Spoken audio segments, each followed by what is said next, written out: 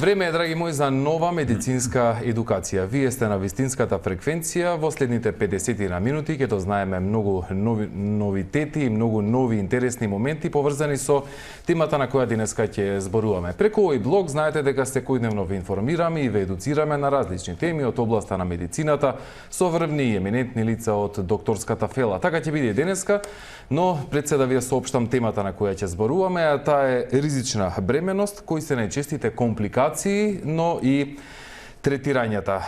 На оваа тема денеска во продолжение зборувам со доктор Слободан Дракулевски, специјалист по гинекологија и акушерство од клиничката болница Аџибадем Систина. Докторе, добар ден, добре дојдовте. Добар ден на гледачите на Телма телевизија. Докторе, бременоста е еден од најубавите периоди или еден од најубавиот дел во животот на една жена. Трудницата во овој период треба нормално да живее и да ги извршува секојдневните обврски, внимавајќи на себе, но и на плодот, се разбира што го носи, но секоја бременост не е иста, што значи дека кај некој може да се јават и компликации кај мајката, бебето или пак и кај мајката и кај бебето. Во овој период е актуелна COVID-19 или коронавирусот. Неизбежно е прашањето, односно ризикот и поврзаноста помеѓу трудниците и COVID-19. Бременоста во принцип представува една друга состојба, не представува болест, една друга состојба на жената. Практично самата бременост со своите хормони го менува телото на жената. Значи, хормоните на бременоста влијаат на целото тело на жената, во смисол на задршка на течност, во смисол на разни промени, зголемување на тежина и раст на плодот, така да во секој случај тоа е една друга состојба, не е прва. Меѓутоа состојба не е болест. Во оваа ситуација со короната, бремената жена е исто така изложена како и сите други членови на општеството, така да изложеноста на тој вирус е во сите кругови. Овој коронавирусот се покажа многу опасен во смисол што е многу заразен од една страна, а од друга страна предизвикува тешки медицински компликации со голема смртност. Тоа значи дека да речеме од 100 луѓе кои што се позитивни на коронавирус, докажано позитивни со тие PCR тестови, некаде 80% или 80 луѓе ќе го носат вирусот, меѓутоа нема да имаат симптоми. Тоа е еден момент, значи, они се заразни, а всушност не знаат дека се заразни, бидејќи немаат симптоми.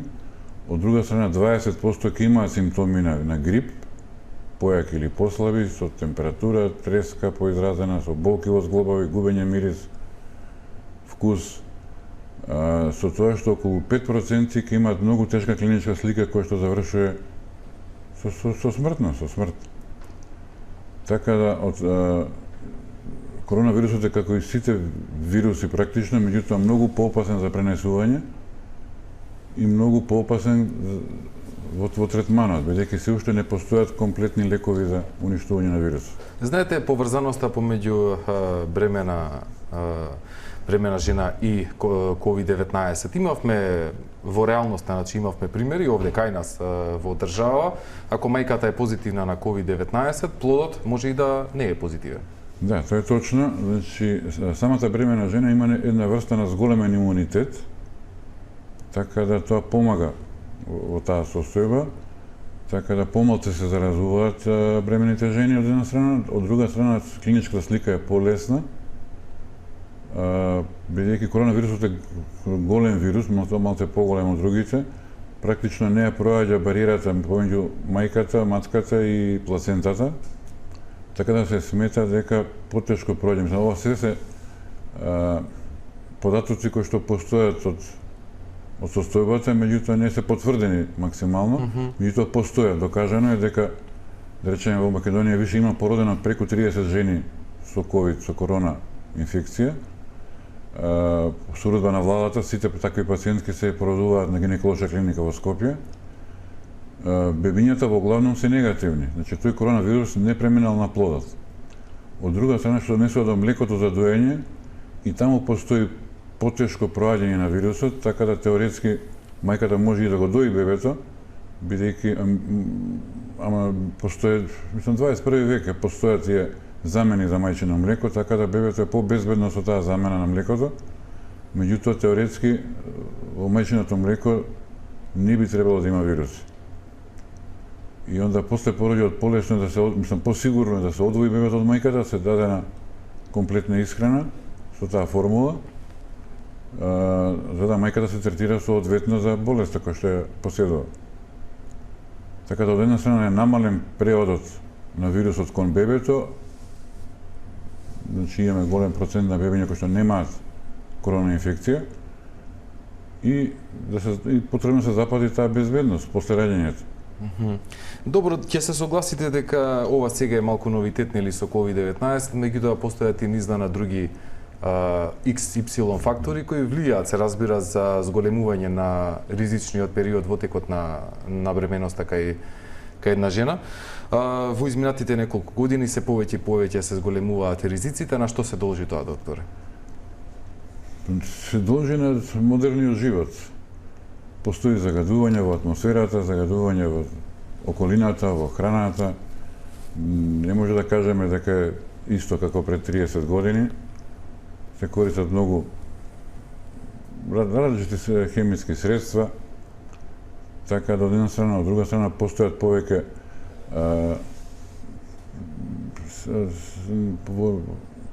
повеќе состојби кај жената се јавуваат, кој што е преоптеретена во стресни ситуации, така да самата бременост ја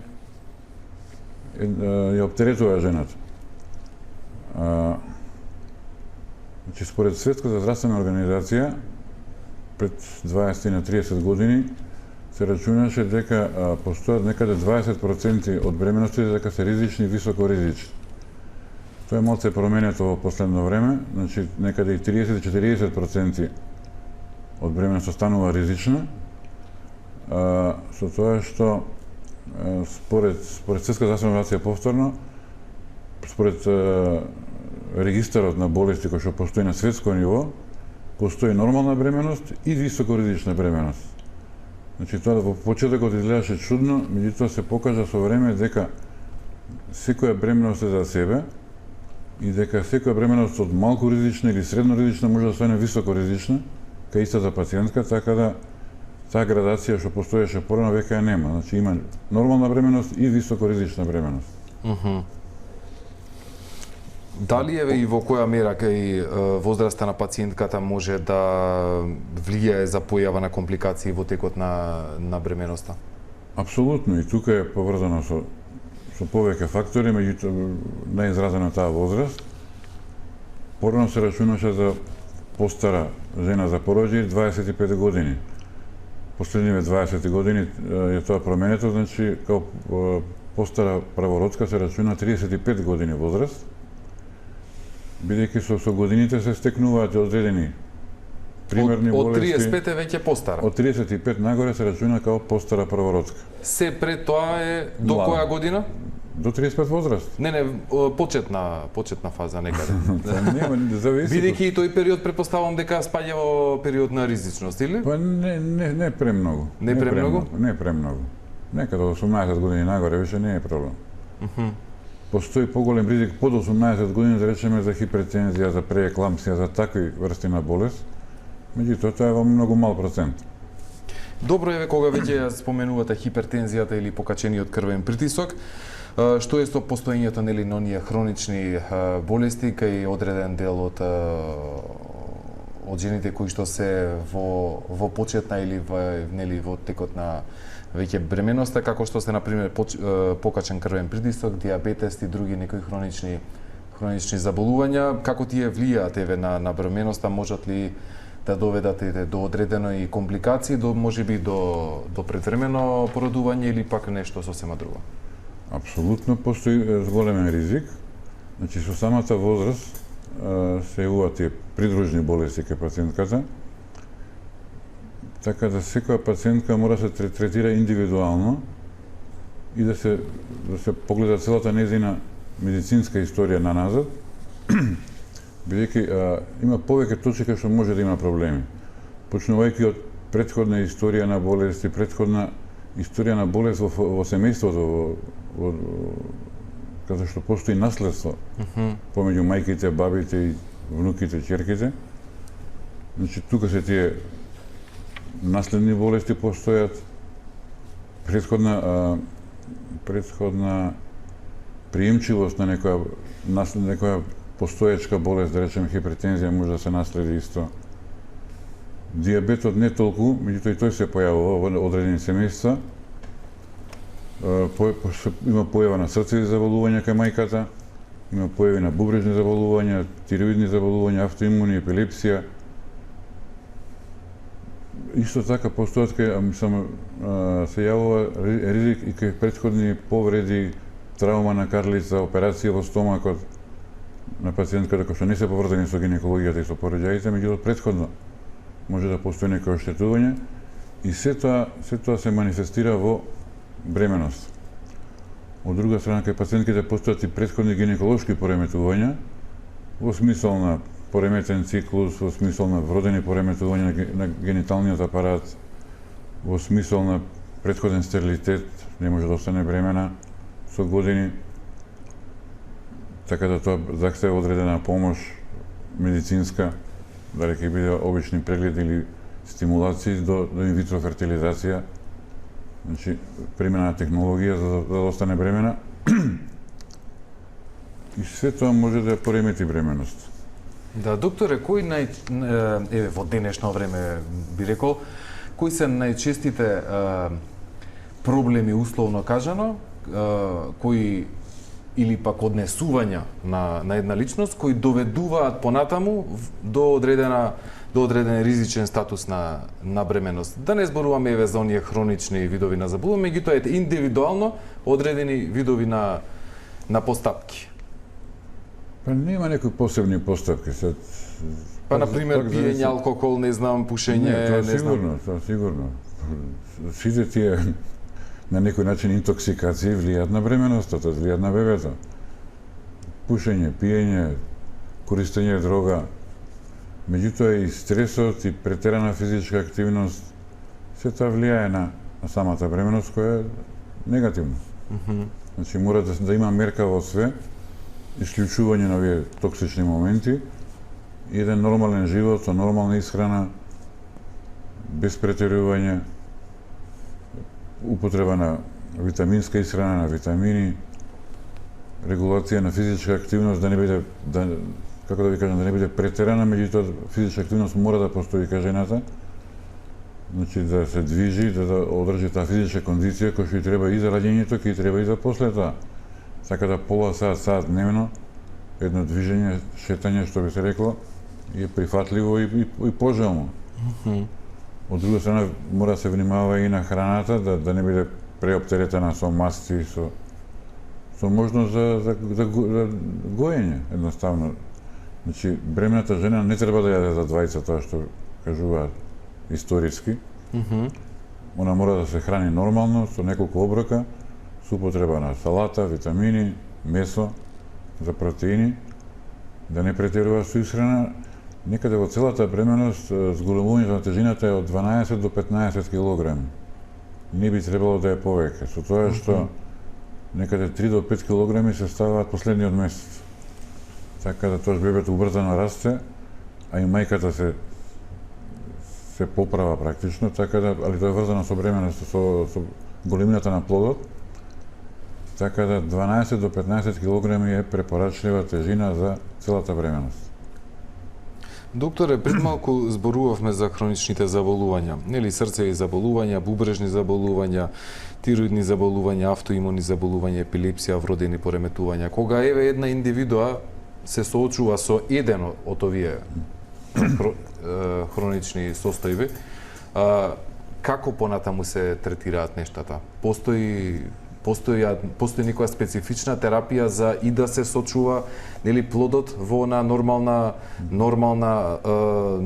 фаза од растот и развојот, но се разбира и да се одржува и она хронична состојба со која што се сочува. За да можеме да влијаеме као медицина и као доктори, да може да влијаеме правилно спрема развојот на бременоста, значи треба да се почне од почеток. Тоа од почеток, тоа значи разговор со пациентката, дознавање на сите тие претходни болести, ако ги има, кој што мора да ве информира самата пациентка, нема друг начин да дознаете. А па соработката со докторот е секога за било што е. Така да, значи почнува со еден разговор, а продолжува со клинички преглед и со диагностик.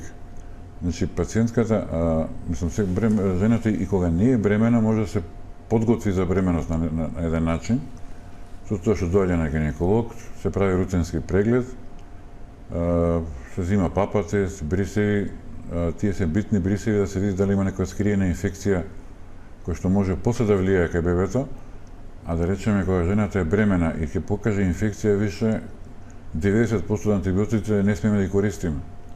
Значи пожелно е да ние пред да остане бремена жената да се види дали има инфекција и ако има да се излечи. Jer таа инфекција едно ја отежнува забременувањето, потешко станува бремена, а второ влијае на плодот, на спонтани абортуси, на инфекции подоцна. Предпоставам тука алудирате на тоа да се прават што е можно нели на одредна временска дистанца гинеколошки прегледи за да се знае нели во каква состојба се наоѓа индивидуата, затоа што при случаеве на забременување да се има што се вели една лична карта за. Да, ако е се нормално, еден преглед годишно е сосема доволно за пациентка да биде сигурна. Се ако постои некои фактори плюс, се прават повеќе прегледи, меѓутоа реално еден годишен преглед е доволен. При што се взимат и папаце, се взимат брисеви за инфекции, се прави контрола, ултразвучна контрола на циклусот, се прави контрола на овулацијата, плоден ден, кога е, како е.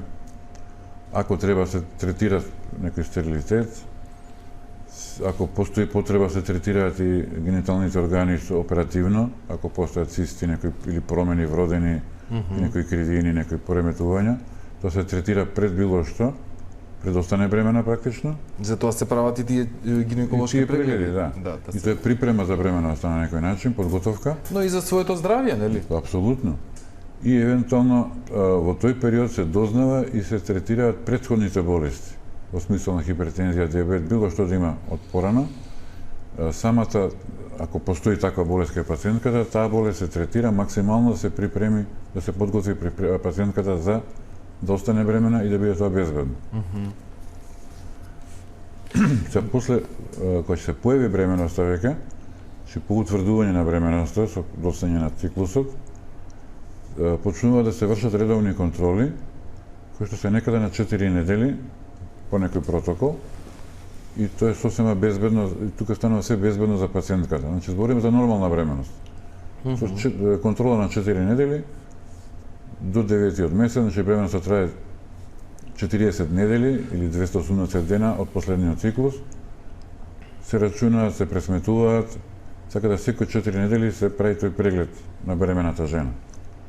При тој преглед се врши контрола на крвна слика, урина, параметри, крвна група, артеријскиот притисок се мери, се зимат вагинални брисеви на одреден период и се врши ултразвучна контрола и проверка на сите параметри на плодот. Тоа е многу битно да се види дали таа бременост добро се расте, добро се развива, плацентацијата, плодовата вода, сите елементи,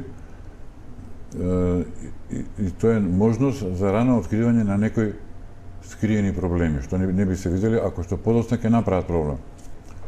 Значи, колку порано се открие некој проблем, тој толку побрзо и може да се решава. Така да од тој аспект, значи, покрај овие редовните контроли се прави посебен скрининг кај пациентките над 35 години, кај сите жени се прави посебен скрининг во 13-та, 21-та и 32-та месечна недела. Тоа е посебен ултразвучен преглед, каде што е потребен посебен апарат, подобар апарат за подобра слика.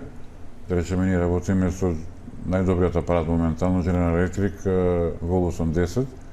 Тој апарат има најдобра слика и најдобри параметри за 3D, 4D за откривање на рани малформации и промени кај плодот.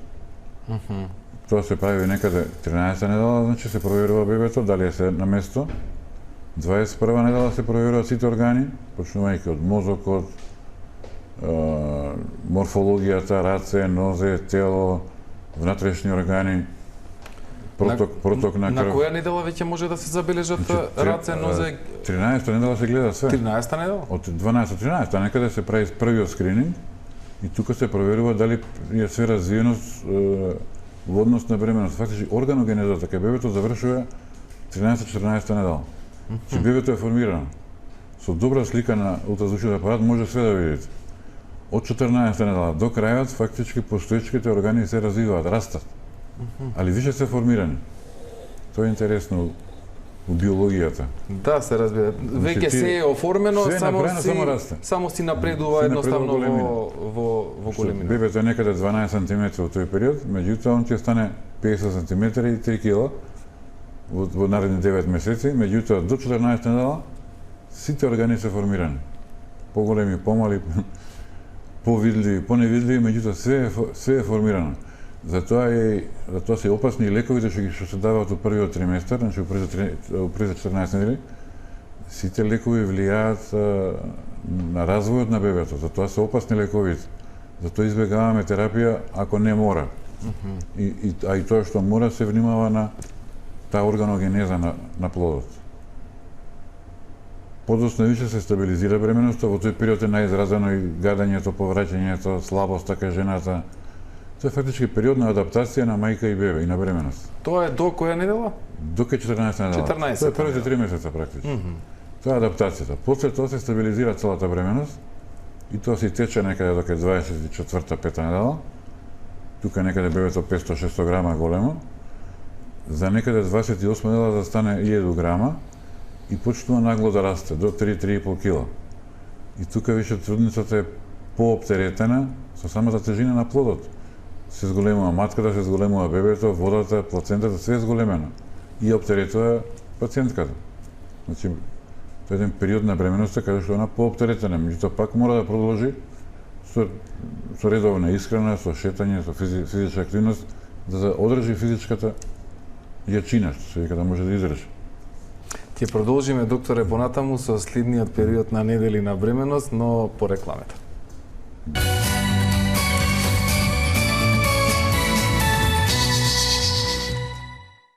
Продолжуваме понатаму со најновата Телма амбуланта. Денеска зборуваме за ризична бременост, кои се најчестите компликации, но и како се третира. Нова тема со доктор Слободан Дракулевски, специјалист по гинекологија и акушерство од клиничката болница Аџибадем Систина. Докторе, ако не се лажам, стигнавме до 14-тата недела од бременоста. Да, стигнавме и тоа заврши. Да. Значи, бремената пациентка доаѓа во еден убав период на бременоста, кај што не е многу бремена, кај што може да шета, не и се приметува превише, и не е превише премногу и оптеретена. Ако да иде и се приметува. Малце. Ако добро се маскира. И доаѓаме некаде 21 недела, значи, се прави посебен ехо преглед, со посебен апарат, кој што треба да биде солиден, со добра слика и со посебна едукација на тој што гледа. Значи, не е се едно кој гледа и каде гледа и што гледа, значи, тоа се посебна обука, тоа фактички припаѓа на суспециализацијата во перинатологијата. Например, јас сум бил у свое време, морав да одам во Германија, да учам кај германските мајстори на ултразвукот, за да прифатиме тоа што е најново. Предпоставувам тогаш имаше многу голема разлика од овдешниот начин на следење на нештата и таму, а? Тука беше интересно што ја бев на клиниката на гинекологија работа во тоа време, имаше едно ехо со екран оваа величина, 10 на 10 см, 12. И што се види? Таму црно-бела сликичка и така. А таму кај што отидов, тој беше трет човек од светот што работи на ехото. Барав едноставно во тој момент помислив дека треба да учам на изворот, не на изворот на реката, и прашав кој е од подобрите, најдобрите ехоисти, така наречени. Значи, доктори кои што работат исклучиво со еходиагностика, кој што е врна диагностика, се покажа со времето. Отидов кај професор Хакелер во Хамбург, таму престојав подолг период, и кај него дојдов на апарат кој што беше колку половина од масата, имаше два големи екрана лево и десно. И онда дојдов во ситуација да размислам, тоа е као трка со возила, значи, ајде, ја ќе земам Фичо, ти ќе земеш Мерцедес и ќе се тркаме. Не оди така, значи, мора да, значи, во медицината мора да има, од една страна мора да постои технологија врвна, која што се менува и застарува многу брзо, значи мора да има врвна технологија и врвна обука на докторот. Така да, ова колегите што ги праќаат во странство, тоа е за лична едукација, меѓутоа тоа е за општа корист. Што нашата медицина има едно ниво, меѓутоа медицината во Германија, во Америка е на повисоко, да не се лажеме. Не, и постојано излегуваат нови нешта и човек треба да е и технологија која што да е во кошта. тек, да. И технологија која што многу кошта. За да го следи нели развојот на светската тенденција и компјутерите што ги имаме застаруваат за 2-3-5 години. Исто важи за ехоапаратите. Исто важи за друга технологија, за оперативните машини, за било што. Значи мора да се следи технологијата и мора да се докторите мора да се едуцираат. Само преку интернет не е доволно. Значи мора да се оди во странски центри, мора да се оди на светски конгреси, мора да се прати медицината. И на тој начин и се детектираат одредени нуспојави или одредени проблеми кои што не дај Боже би настанале во текот на бременоста и можат, а што е можно побрзо се детектира, тоа и полесно е за отстранување. Апсолутно. Значи во 21-та недела се одредува комплетниот статус на плодот, се гледа бебето во сите елементи, почнувајќи од главата, мозокот, развој на сите органи, дури делови од органи, белите дробови, срцето, стомакот, бешека, бубрези, раце, нозе, прсти. Така да тоа е најбитен преглед во текот на бременоста. И тука се одредува дека ова бебе е во ред или во некој случај се појавуваат ситуации кај што мора се прекине бременост. Во интерес на мајката и во интерес на плодот. Тоа, например, какви ситуации сме или да не или Па ако постојат малформации на плодот, ако нема развој на рака, нема развој на нога, постои хидроцефалус, да речем, мозокот не развиен добро, се знае дека тие мајорни аномалии што се, тие се причина и тие се диагноза која што захтева прекин на бременост. Си има параметри. Има некои помали малформации, да речеме, кои што не се толку проблематични. Да речеме, зајачка уста може да се оперира кој ќе се роди бебето. Али пак е тоа индивидуално. Што представува тоа? Тоа е расцеп на непцето расцеп на мекиот дел на устата. Мал расцеп.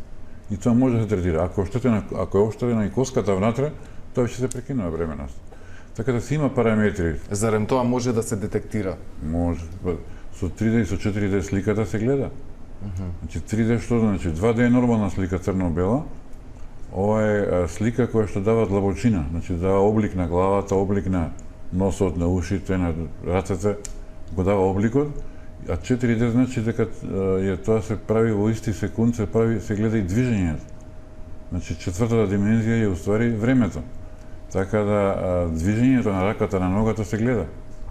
И онда веднаш се гледа дали плодот е покретен, мобилен, он треба се движи внатре, бидејќи матката е како топка со вода, бебето плива фактички во една вода, преку папчената врпца бебето прима храна, прима кислород, прима све, и бебето е во таа топка со води и плива. Значи некаде 15 до 20 покрети во минута мора да има кај плодот. Ако не се движи, ако целото бебе не се движи или ако некој дел од бебето не се движи, значи има проблем. И тоа мора да се диагностицира, се види точно што е и дали е тоа компатибилно со живот или не. Малформации на срце, да речеме, ако има една комора, тоа бебе нема да преживее, ќе се роди и нема да преживее. Оно внатре може да функционира, меѓутоа надвор кој ќе излезе, срцето ќе прекине со работа. На свет што се вели. Да.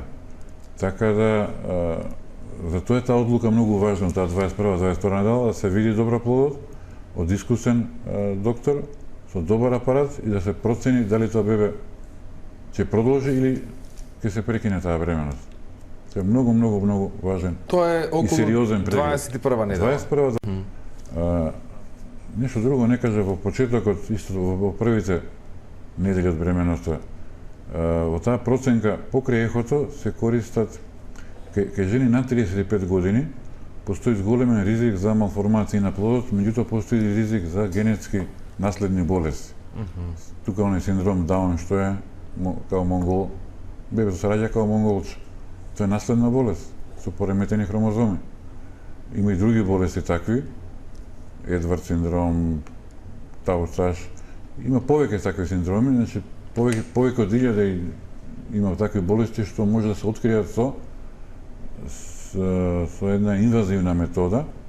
Значи со тенка игла се боцка стомакот на жената, при што се зема материјал од плацентата, од постелката на бебето, до 12 недела, и тоа се вика хориум биопсија.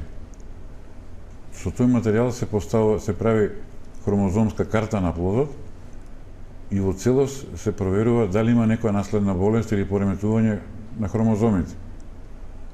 Во подоцнешната бременост се прави амниоцентеза, значи исто со игла се боцка стомакот, се влегува во празниот простор на матката, се вади плодова вода од матката, во таа вода пливаат клетки од кожата на бебето, значи живи клетки се тоа. Тој материјал се прегледува на PCR, се прави таа хромозомска карта и може да се провери дали тој плод, да речеме за кој што се сомневаме дека нешто му фали, дали има наследна болест. Тоа е многу битно. Така да во тие недели и месеци се одлучува дали е се во ред и дали може да продолжи бременоста или мора да се прекине. Стигнавме до каде? 21-22? Некаде 32 недела некаде се проценува потенцијалот за раст на бебето. Че повторно се гледаат сите органи дали е се во ред. При секоја контрола на 4 недели се проверува како расте бебето и дали заостанува нешто, дали има некој застој или проблеми некакви. Меѓутоа во 32-та недела се прави проверка на крвотокот. Во смисол, бидејќи од 32-та до крајот бебето ја дуплира тежината, значи му треба солиден крвоток, крвоснабдување за да добие доволно храна, да добие доволно кислород, да добие доволно се што треба за брз раст. Значи тогаш мора да се направи проценка дали бебето би заостанувало во иднина и дали треба некоја терапија да се даде во тој смисол. Така да тие три ехо прегледа во 14, 21 и 32 недела се многу битни за секоја бремена жена, за секоја збориме, за да на време се откријат пореметувања, промени кои што би воделе во ризична бременост. А добро, тој забавен е, велите, раст на плодот, може некако да се како би се третирал, би се ако се види на време, нешто би се стимулирало или Апсолутно. Значи пак зависи од што е предизвикано тоа. Дали значи се гледа според протокот на крвта кој што е намален. Значи се намалува протокот на крвта од постелката према бебето. Значи може да постои пореметување. Тука може да повеќе повремето, почнувајќи од зголемен притисок кај мајката, значи хипертензија, дали е од претходна, дали е стекната во бременоста. Значи во случај на зголемен притисок, што се случува? Се стеснуваат крвните садови кај мајката. Со тоа стеснување помалку крв стига до матката. Исто така таа помалку крв се пренесува преку постелката до бебето. Значи таа една хипертензија кај мајката мора да се лекува. Тој спазам на крвни садови мора да попушти, за да бебето прими доволна количина на крв и да си го продолжи својот развој како што треба. Втор момент е постелката. Може да се јават пореметувања во постелката. Значи постелката е орган преку кој што се пренесуваат материите од мајката према бебето. И материи за исхрана, меѓутоа и материи за дишење. Ако постои пореметување на постелката, некој инфаркт во постелка, пореметување со фибрози, че се смалува протокот на крвта низ постелката према бебето. Се тоа води кон потежок и послаб развој на плодот. За многу од тие моменти постојат лекови. Меѓутоа тие треба да се дадат на време. Значи на првите, кога ќе се видат на првите промени, се дадат тие лекови. Затоа се и оние прегледи кои што се вршат на колку 3 недели, отприлика 4 недели. Се редовни прегледи за нормална бременост. Кога ќе се поремети бременоста, станува сосема друга контрола, друга И друг е слика, пристапот. многу почести контроли, многу повнимателни, многу пошироки контроли, како да ви кажам, почнувајќи од ултразвучни прегледи, комплетни прегледи на мајката, лабораториски прегледи, посебни биохемиски. Значи се обрнува повеќе внимание затоа што така мора да биде. Докторе, колкав е степенот на ризик во подоцнежниот дел од бременоста, веќе кога се наближуваме накај 7, 8, почеток на 9 месец? Па секој дел од бременоста има свој ризик. Значи, ако више зборуваме за ризична бременост, значи тој ризик почна од почетокот, не е на крајот, мислам, не е само на крајот.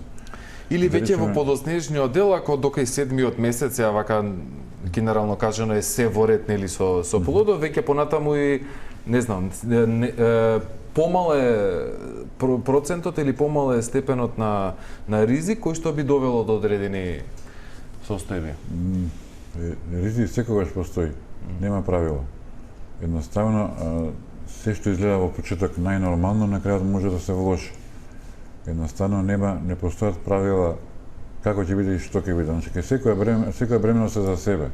Кај иста жена, малтене нема две исти бремености. Тоа е интересно, значи, еднашка е вака, еднашка е така. Ја имав еден случај кај што пациентката со првата бременост, долгогодишен стерилитет, инвитро фертилизација, неколку пати, на крај одваи бремена, возраст 46-7 години, значи со сите ризици почетни, во текот на бременоста, некаде после 24-та недела, почна да дига притисок, кој што е предизвикано самата бременост. Тоа се тие прееклампсии и еклампсии, значи покачување на притисок кој што претходно го немала, значи тоа е предизвикано од бременост. Се смета дека некои антигени од плодот се спаја со некои антицела од мајчината крв, го оштетуваат бубрегот кај мајката и со такво оштетување на бубрегот мајката губи протеини, се компензира со вишок на течност и реакцијата е зголемен притисок кај мајката, кој што може да се качи 150, 180, 200 мм. Станува преопасен тој притисок за животот на мајката малтена. Значи, кај оваа моја пациентка се појави таков висок притисок, се поремети исхраната кај плодот, таа бременост се дава сите можни лекови кај мајката кои што може да се дадат во тој период, почнувајќи од таблети до инфузии, до се што е потребно за таква ситуација. Она успеа бременоста да ја донесе до 28 недела, 29-та, при што дававме изрење на плодот. Мислам, тоа беше високо ризичен случај. За на крај да мора да се прави, поради нагло зголемување на притисокот, да се прави хитен царски рез. Се доби бебе од 860 грама. Со посебен третман, постоперативно, во интензивна неонатална, значи тука и педиатрите максимално се ангажираа со вештачко дишење, со респираторни машини. Таа борба траеше исто и од нивна страна беше повеќе од 2 месеца. Така да денеска тоа бебе е живо, здраво, некаде има 6 години возраст и све си е во ред. Што сака да објаснам? Истата пациентка после година дена повторно стана бремена, со втора бременост, немаше ни притисок, немаше ништо и роди бебе од 3500 грама во термин. Без притисок, без хипертензија, без прееклампсија, без ништо. Збориме за истата пациентка, што е интересно и чудно, меѓутоа тоа потврдува дека секоја бременост кај жената е за себе. Секој е за себе, а и не знам... Кај иста жена, камо ли кај различити. А точно ли е тоа дека ако во првиот плод имате одредени, не знам, потешкоти или одредени, условно кажано, одредени проблеми, со вториот плод, односно со втората бременост, некако многу лесно поминува? Па да, ова е жив пример за тоа, што ви кажувам. Од друга страна, има првото да биде се во ред, па второто да биде проблем. Ај вака, да начнеме само уште некако ни лета времето бргу, ни тргна муаветот, би сакал да начнеме уште нешто.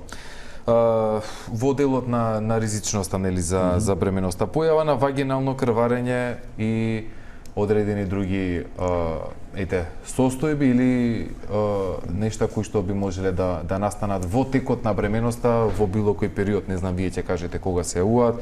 Понатаму имаме и други, нели, претходни абортуси ако имала индивидуата, можеме и мултипла бременост, нели, со близнаци, па тројки и така натаму. Имаме и уште некои други, ама сега сите ако ги редиме ќе стигнеме до вечер. Тоа е индивидуална состојба кај пациентка. Значи нема генерализирање, значи секоја пациентка е за себе и докторот мора да се посвети на секоја пациентка поединечно, секоја индивидуално. Што може да се случи во текот на бременоста? Значи во почетокот се јавуваат вагинални крварења, може се јават претечки абортуси, тоа захтева третман, тоа бара мирување, третман. Некаде кај 30% од бремени жени на почетокот се јавува крварење и тоа крварење повеќе од имплантација на плодот, од закачување на бременоста во матката, тоа е повеќе причина него болест. Меѓутоа постои секојаш опасност да тоа продолжи во абортус. Од друга страна, пациентки има со претходни абортуси во првите 12 недели, кај што се причини инфекции, генетски проблеми. Во втората половина на бременоста се јавуваат исто абортуси некаде до 20 и некоја недела, 22, 24, предизвикани од слабост на грлото на матката, тука се реагира со поставување црклаш на време. Цела група на пациенти се појавува после бременост, пациентки со бременост после инвитро програм, бидејќи инвитро програмот е повеќе се прави кај постари пациенти, кај повозрасни, со поголеми ризици, више вродени, више присутни. Така да таа група пациенти бара посебен третман од првиот ден, за да добие на крај живо здраво дете. Во однос на мултипла бременост, значи, таа е поврзана со таа инвитро фертилизација, обично се ставаат по 2 или 3 ембриони во матката, така да тие со успехот на технологијата тие успеваат да се развијат, така да тоа е пак зголемен ризик за самата бременост. Двојки, тројки ја оптеретуваат мајката. Меѓутоа, добро сега, природата си е природа, не знаете... Па ние мора да се прилагодиме, да направиме се што треба да биде тоа солидно. Се јавува тој гестатиски диабетес може да се појави, значи кај жените некаде, затоа и се прават тие рутински контроли на шекерот во крвта, рутински контроли на крвната слика и на други елементи, рутинска контрола на хемостазата, бидејќи да речеме диабетот се открива некаде во 24 недела. Од своја страна диабетот пореметува крвни садови, може да го поремети плодот, исхраната на плодот, предизвикува сосема други неочекувани проблеми. И тој диабет може да се изгуби после бременоста. Кај најголем дел од жените тој диабет се јавува во бременоста и се губи после бременоста. Меѓутоа, додека жената го има, мора да се реши тој проблем. Тоа работиме тимски со колегите од ендокринологија. Во однос на пореметена коагулација, хемостаза, дедимери покачени, тоа се случаи со тромбози.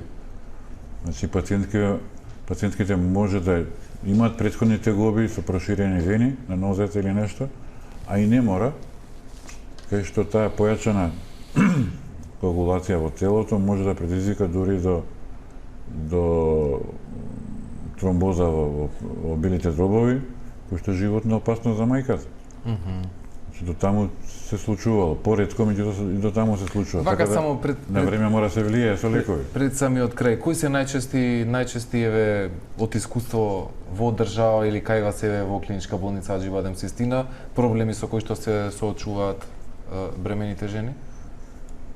Па се јавува се најчесто, почнувајќи од крварење, од претходни абортуси до овие пореметени, до хипертензија, до преекламсија, на пациентки со плацента превија, со аборпција, тоа се хитни случаи кај што мора да се реагира веднаш. Така да едно цело поле постои за таа ризична бременост кај што мора да се решаваат проблемите. Најбитно се е да се направи рана проценка. Значи секоја бременост може да стане ризично. Битно е да на време се види и на време се прати во соодветен центар. Бидејќи на обично ниво практично тие пациентки се за болница. Не се за дома, не се за обичен третман, кој што постои таков зголемен ризик, почнувајќи од крварење бременоста до зголемен притисок до било што да е. Тоа се пациентки кои што бараат секундарна и терцијарна дејност, сместување во болница и така. Така. Добро, за крај е само еден совет, апел до женската популација, па нели и до машката, како една поддршка, како еден мотив плюс. Па апелот е редовна контрола. Едноставно редовна контрола. Некаде на 4 недели е доволно во текот на бременоста. А тука доаѓаат и машкиот дел да помогне. Во смисол на носење на пациентската на преглед, во смисол на физичка активност, шетање. Тука мора да помогне машкиот дел. Се разбира, и како мотив плюс, како мотивација, како една дополнителна енергија, како еден ветер во грб, особено нели кога се соочува одредена индивидуа со одредени вакви или такви, не знам, условно кажано проблеми во текот на бременоста, па и да се немаат проблеми, добро е секогаш да се има една добра поддршка. Апсолутно. Може вака? Благодарам. Мора вака. Да. Денеска почитувани со доктор Слободан Дракулевски во Телма амбуланта, инаку специјалист по гинекологија и акушерство, клиничка болница Аџибадем Систина. Зборувавме за ризичната бременност, но и за најчестите компликации и како се третираат. Доктор, искрена благодарност и се гледаме во некоја следна прилика. Благодарам на вас. А благодарам почитувани на вас искажаната доверба. Не заборавајте, чувајте си го здравието и останете на фреквенција на Телма.